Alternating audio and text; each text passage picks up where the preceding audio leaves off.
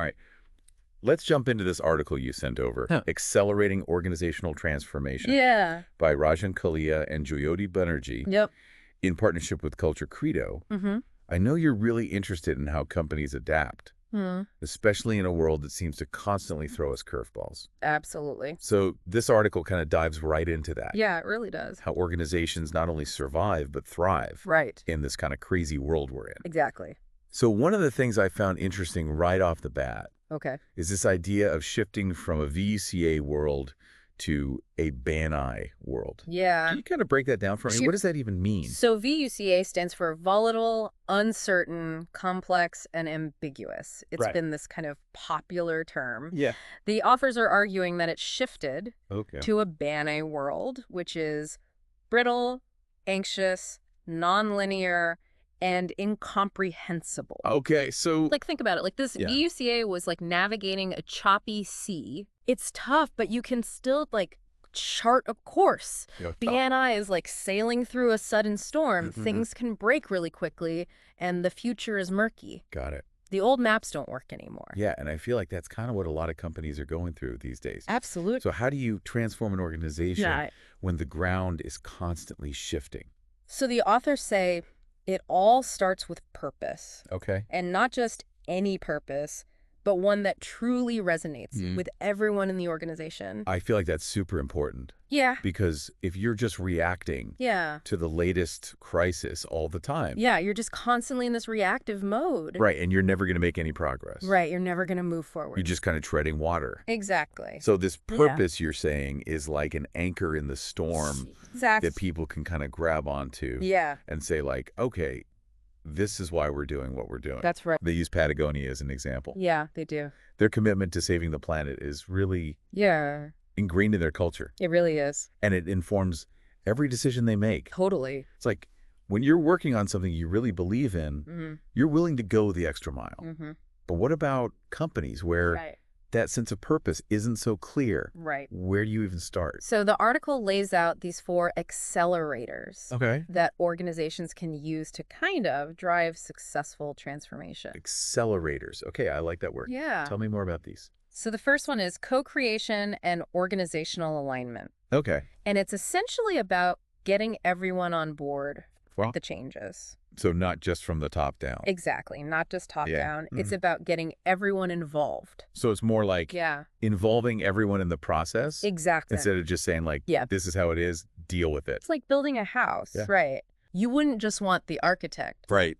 to design it in a vacuum. You Mhm. want them to talk to the people who are going to live there, Exactly. understand their needs, Understand what they want. or their preferences. And you're basically doing that with a company. Totally. You're creating this shared vision Uh-huh. and everyone feels ownership of these changes. That's exactly right. Okay, what's the next accelerator? So the next one is architecting shifts in behavior, Okay, which the authors kind of call over-communication. over-communication. Right This there. is where things get Okay. interesting. I'm all ears. All right. So over-communication. Yeah. Isn't communication already a big part of this? It is. Yeah. But they argue that you need to treat employees like consumers Okay. when it comes to change. Interesting. Like, think about how companies market a new product. Right. They don't just send out a memo and expect everyone to buy it. Right. They create a whole campaign around it. Yeah. They tell a compelling story. They use visuals. Right. They generate excitement. So you're making this change Yeah, feel tangible and engaging. totally. It's almost like a product launch Exactly. in the company. That's a great way to put it. Yeah. It's about creating a buzz around the change. Yeah. So people actually want to be a part of it. I like that. Yeah. It's like you're creating internal influencers Exactly. for the change you want to see. Mm-hmm. Okay, I like that. Yeah. What about the third accelerator? So the third one is stickiness. Okay. And this is where behavioral economics comes in. stickiness. So like Yeah. making the changes stick. Exactly. Making sure the changes stick. Okay, how does behavioral economics fit into this? So people are often driven Yeah. by more than just logic and reason. Right. Our decisions are influenced by all sorts of subconscious biases Mm-hmm. and emotional triggers. Okay, so like Yeah. when you're at the grocery store Yeah. and the candy bars are right by the checkout. And you're just like, oh, I'll just grab one. Right. You're like, well, I'm already here. Exactly. Totally an impulse buy. Totally an impulse buy. Okay, So the authors argue that organizations need to leverage these principles to design change initiatives that actually stick. Interesting. Like they use Microsoft as an example. Okay. When Satya Nadella took over, Yeah. he wanted to shift the company's focus to cloud computing, which was a big change for a company so rooted in traditional software. Yeah, for sure. So he tied employee compensation to the success of cloud initiatives. So he incentivized them to do it. Uh-huh. That's amazing how a small tweak Yeah. can have such a big impact. It really can. It's like you're subtly nudging people towards the outcome you want. Exactly. Interesting. And it doesn't always have to be about financial incentives either. Right. It could be about public recognition Right. or opportunities for growth. Even just creating a sense of community Yeah. and belonging around the change. So there's a lot of different ways to Yeah. kind of approach this stickiness thing. Exactly. Okay, so we've covered co-creation, Mhm. over-communication, and stickiness. Yep. What's the fourth accelerator? The fourth one is all about feedback and governance. Okay. Basically, it's making sure you have systems in place Okay. to track progress, gather feedback, and course correct. So it's not enough to just launch these things Right. and hope they work. You got to constantly monitor Okay. and adjust. So kind of like sailing a ship. They're not just setting sail and letting it go. You got to be constantly looking at the wind, Yeah. the waves, Yeah. your Yeah. position. Yeah. You got to make sure you're on course. Exactly. That's a great analogy. Yeah. Because you have to be agile and responsive based on the feedback you're getting. That's right. What kind of feedback are we talking about? Yeah. It could be anything from like regular surveys or pulse checks to more informal channels like town hall meetings or even online forums. The key is to just create a culture Exactly. where feedback is welcome. Totally. And actually acted upon. Because, I mean, the best laid plans can go astray. They can totally go off the rails. Especially when they hit the real world. Absolutely. And that's where this governance comes in. You need to have clear roles, responsibilities, decision-making. All of that. Communication channels. To make sure everyone is on the same page. Right. Working towards the same goal. So it sounds like this is all about continuous improvement. It is. Making sure this transformation stays on track. You got it. And actually delivers. That's exactly right. Okay, so we've got these four accelerators. Yep. Co-creation, over-communication, stickiness, feedback, and governance. All really powerful tools. Yeah, these are great. For any organization looking to navigate change. I love it. Yeah. And they share some real-world examples of companies doing this. Okay, let's hear about that. Right. What kind of companies and what were the results? So one example that comes to mind is a client organization who was facing some stiff competition from a rival that had launched this kind of game-changing product. Ooh, so they were feeling the pressure. They were really feeling the heat. So how did they turn things around? So they realized that they needed to do something bolder, something that really addressed the heart of the issue. Okay. What's fascinating here is that they saw this as an opportunity to strengthen their relationship with their employees, particularly their sales team, who were really on the front lines of this competitive battle. So they kind of took a step back and said, okay, what's important? Exactly. Instead of just like knee-jerk reacting. Right. They didn't panic. They stayed grounded in their purpose. I like that approach. Yeah. They focused on two key things. Okay. Improving employee retention and rethinking their sales compensation model. Exactly. That makes sense. Because if your sales team is feeling undervalued or uncertain about the future. We're just not motivated. Yeah, they're not going to be good at selling. Exactly. They realized that their existing compensation model, which was heavily focused on short-term incentives, wasn't really aligned with their long-term goals or the needs of their employees. So they needed a system that rewarded both short-term and long-term. Exactly. How did they go about making those changes? They really put those four accelerators into action. Okay. They started by having open and honest conversations. Got it. With their sales team. They really listened to their concerns and ideas. So co-creation. Exactly. Co-creation in action. They didn't just say, here's the new system. Nope. They involved them from the beginning. They got them on board. Then they went all in on over-communication. They did, using all sorts of channels to keep everyone informed. So it's like they're treating this like a product launch. Exactly. Almost. Yeah. Okay. They even used some of the principles of stickiness to design this new compensation model. That was both motivating and sustainable. Exactly. Okay. I'm curious what kind of results they saw. Yeah. Did this approach actually work? It did. Okay. Within 6 months. Wow. Of implementing these changes. Okay. They saw a 50% improvement. 50%? Yes, 50% improvement. Wow. In their Net Promoter Score. That's huge. It's a big jump. So they not only weathered the storm, but they came out stronger. They did. They came out better on the other side. I love that. And it wasn't just about the numbers. They also saw an increase in employee satisfaction. Oh, that's awesome. Yeah. And a renewed sense of purpose within the sales team. So it's really about focusing on the human side of change. It is. And that leads to the business results. That's right. That's fantastic. Yeah, it's a great example. What a deep dive. It really is. I'm already thinking about how to apply this to my own work. Oh, me too. Any final thoughts? Just remember that transformation is a journey, not a destination. Okay. It's an ongoing process of adapting and evolving. Yeah. And the most successful organizations are those that embrace change. I love it. Rather than fearing it. That's a great takeaway. Yeah. Thanks for joining us on this deep dive. Thanks for having me. And we'll see you next time. Sounds good. It's a great way to put it, yeah. Yeah, it's like you're creating those internal influencers. Exactly. To drive the change you want. Yep. Love it. Yeah. What about the third one?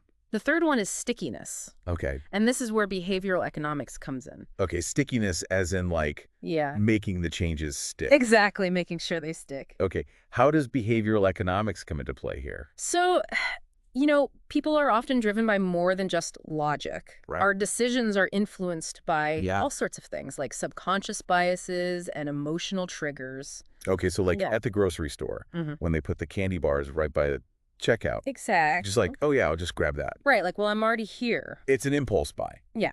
Okay. So the authors argue that organizations need to leverage these principles to design change initiatives that actually stick. Interesting. Like, they use Microsoft as an example. Okay. When Satya Nadella took over, he wanted to shift the company's focus to cloud computing. Right, which is a big change. Yeah. For them. For a company so rooted in traditional software. For sure. So he tied employee compensation to the success of these cloud initiatives. Oh, so he like incentivized them. Exactly. To actually make that change. That's interesting. Yeah. It's amazing how like a little It really can. tweak like that can make such a big difference. Yeah, it's all about the incentives. It's like subtly nudging people to go in the direction you want. Interesting. And it doesn't have to be financial. No, not at all. It could be recognition or opportunities for growth. Exactly. Even just creating a sense of community around that change. And belonging. Yeah, I like that. Yeah. So there's lots of ways to approach the stickiness thing. There are many different ways. All right, so we've covered co-creation. Yep. Over-communication, stickiness. What's that fourth accelerator? The fourth one is all about feedback and governance. Okay. It's about making sure you have systems in place to track progress, gather feedback, and then course correct along the way. So it's not enough to just launch these initiatives and to hope for the best. Yeah, exactly. You have to be actively involved. So it's kind of like when you're sailing a ship. You don't just set sail and forget about it. No, you're constantly monitoring. Right. You're looking at the wind. The waves. Making sure you're still on course. Exactly. I love that analogy. It's a good one. You have to be agile and responsive. Yeah. Based on the feedback you're getting. That's right.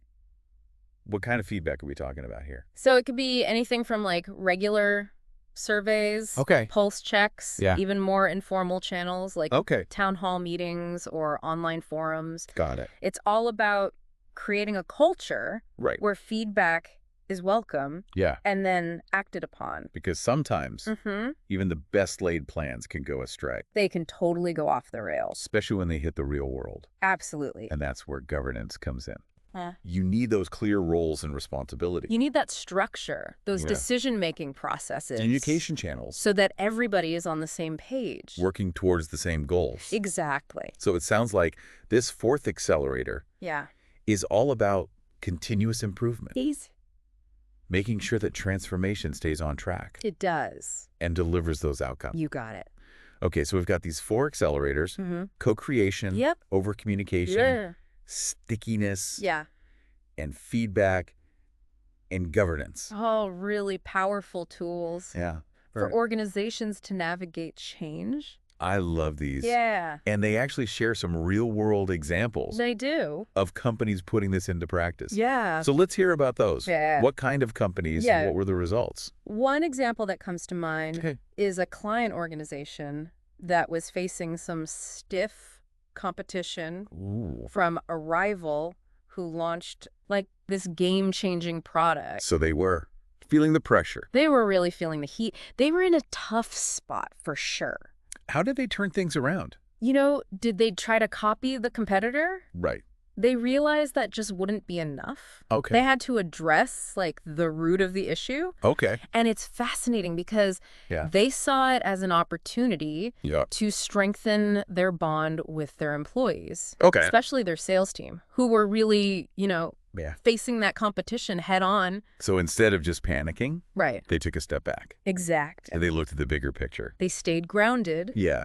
I like that approach. In their purpose. Yeah. And they focused on 2 key things. Okay. Improving employee retention. Okay.